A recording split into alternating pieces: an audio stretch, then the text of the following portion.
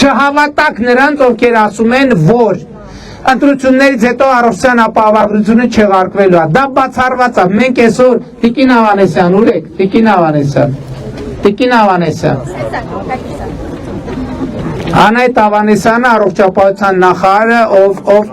առողջության ապահովագրության ներդրման մեր մյուս գործընկերները ուր են, պարոն Միրզոյան, պարոն Կոնջորյան, պարոն Ռուբին, եթե շփվում եք մարդկանց հետ, նորմալ է, մնացեք եւ շփվեք, բայց եթե այդտեղ միտեղ ծառի տակ նստած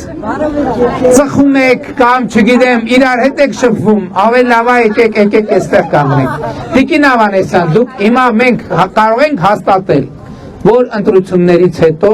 առողջության ապահովագրության համակարգը ոչ միայն չի չեղարկվելու, այլև ընդհակառակ ավելի է ընդլայնվելու։ Ասեք երկու բառ այդ մասին։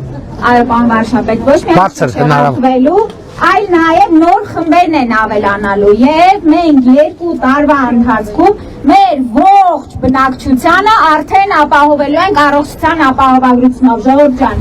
Այս հունվարի 1-ից միանալու են բոլոր աշխատողները, անկախ իրաց աշխատավարձի չափից։ Միանալու են տաքսիի վարորդները։